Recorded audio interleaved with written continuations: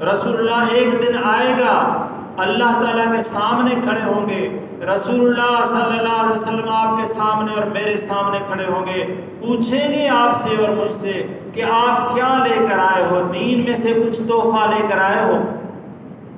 نماز لے کر آئے، روزہ لے کر آئے، لباس لے کر آئے، شکل لے کر آئے؟ کچھ بھی نہیں ہمارے پاس۔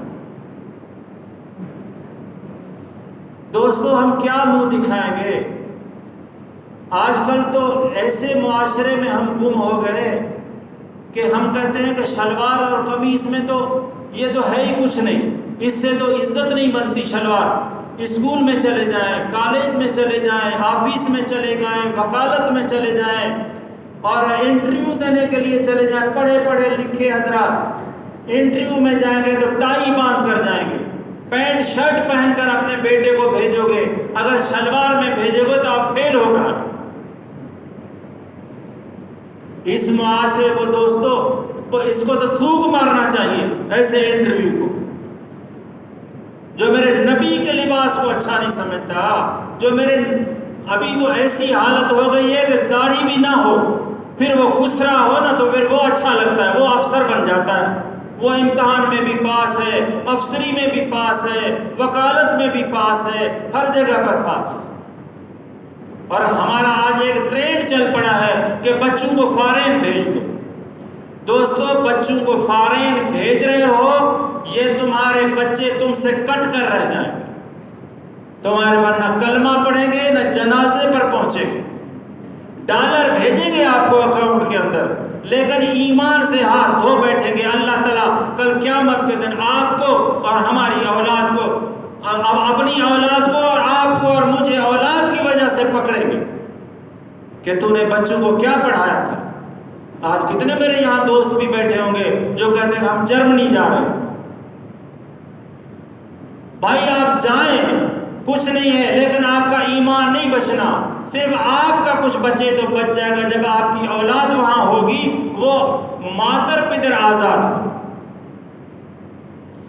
اتنا دوستو ہم مسلمان ہوش کر لیں، وقت بہت تھوڑا ہے اور سانس نکل جائے گا، قیامت آ جائے گی۔ روزانہ کندھوں پر اپنے دوستوں بھائیوں کو اٹھاتے ہیں۔ دوستو یہ زندگی تو اتنی ہے پتہ ہی نہیں چلے گا، لیکن ہم ایمان بچا کر تو جائیں دوستو، ایمان بچا کر جائیں۔ آج ایسی ہماری حالت ہو گئی کہ ہم جس کے پاس جائیں پہلے سارا لباس تبدیل کر کے۔ دوستو فلسطین میں دیکھا ہوگا فیس بک پر، میں اعتراض نہیں کرتا، فلسطینی ہمارے بھائی ہیں اور ان کے ساتھ زیادتی اسرائیل کر رہا ہے، پوری دنیا، پورے مسلمان بھی مل کر اسرائیل کو منہ نہیں دے سکتے، اس لیے کہ ہمارا ایمان ہی کمزور ہے۔ ایک صلاح الدین ایوبی بھی پیدا نہیں ہوا آج تک۔ دوستو ہم میں سے مسلمان پیدا ہوں گے اگر ہم پکے ہو جائیں، کہاں سے آئیں گے مسلمان؟ تو آخری وقت دوستو یہ ہمارا چل رہا ہے جس میں ہم مسلمان تنکے کی طرح بہ رہے ہیں، جس طرح ہمیں انگریز کہتا ہے ہم اس طرح کرتے ہیں، جس طرح کہتا ہے۔ اس کے بعد سود کے سر کتنی مصیبت آ گئی کہ سود کے سوا ہم چل نہیں سکتے۔ تو میرے بھائی اور دوستو ہم نے اصل دین کو چھوڑ دیا اور ہم نے نقل کو پکڑ دیا۔ میں فلسطین کے لیے عرض کر رہا تھا کہ آپ سچ بتائیں، ان کی آج تصویریں دیکھیں فیس بک پر، کسی ایک فلسطینی کو سنت کے مطابق لباس ہے؟ سچ بتائیں، سچ بتائیں۔ اللہ کی قسم کوئی اللہ والی بوڑھیاں ہوں گی، دیندار فلسطین میں ہیں ضرور ہوں گے اور بزرگ بھی ہیں، لیکن 99% جو ہے پینٹ اور شرٹ میں گھوم رہے ہیں۔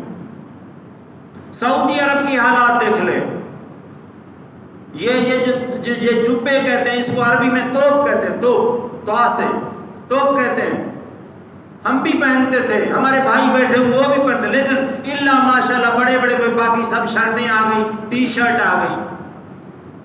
سب سے پہلے ڈاکہ شیطان لباس پر ڈال، سر ننگا آ گیا، اور ہمارے مولوی بھی کہتے ہیں کہ سر ننگے نال کی ہوتا۔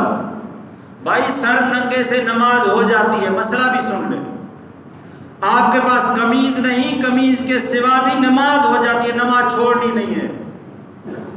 آپ کے پاس شلوار کے کپڑے نہیں ہے، تہمد نہیں ہے، اس سے بھی نماز ہو جاتی ہے۔ کسی کے پاس ایک بھی کپڑا نہ ہو، کسی نے اتار دیا ہے تو نماز معاف نہیں ہے۔ بیٹھ کر نماز پڑھے، ننگا بھی نماز پڑھنا فرض۔ پانی نہیں ہے، زمین پر ہاتھ مارو، تیمم کرو۔ اگر اللہ نہ کرے ایسا وقت آ جائے کوئی ننگا بھی ہو تو نماز فرض ہے، نماز ہو جائے گی۔ لیکن سب کچھ کے ہوتے ہوئے پھر گھر سے ننگے سر آنا، اس سے نماز مکمل نہیں ہوگی۔ آج آپ کہتے ہیں کہ جی سر ننگے نماز ہو جاتی ہے۔ بھائی آپ کو اللہ نے پیسہ دیا، ٹوپی دی، لباس دیا اور گاڑیاں دی، عیش و عشرت کا سامان دیا، اور پھر بھی ٹوپی اتار کے پھر نماز پہ آ جاتا ہے۔ جی ہمارے مولوی کہتا ہے نماز ہو جاتا۔ اللہ کرے آپ کی ہو جائے، لیکن کامل نماز آپ کی تب ہوگی جب آپ کا لباس سنت کے مطابق۔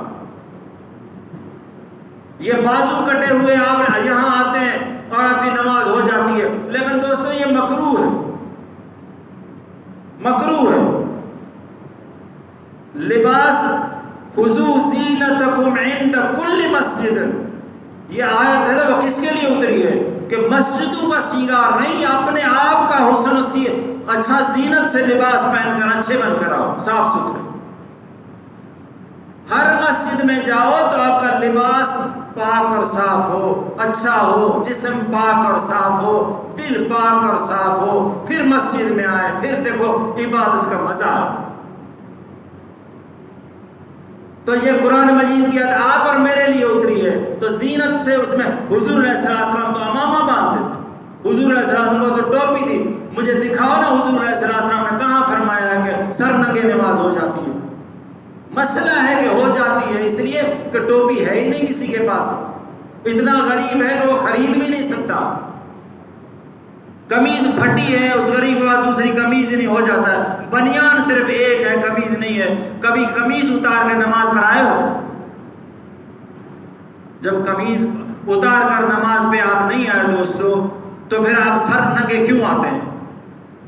ابھی مولوی ٹوپیاں بھی آپ کے لیے رکھے، استنجا کے لیے بھی جگہ، وضو کے لیے بھی مولوی جگہ دے، لائٹ اور پنکھے بھی مولوی دے دے، اور اس کے بعد ٹوپیاں بھی رکھے۔ کل آپ کہیں گے ہمیں تہمت بھی دو، وہ بھی ہم باندھیں، پھر میں تہمت بھی رکھواؤں، قمیضیں بھی رکھواؤں۔ جو بالکل غریب ہو نا اس کے لیے میں اعلان کروں گا، ان کو دو جوڑے مل جائیں گے آج کے بعد۔ لیکن دوستو آپ پکے بنے ایمان،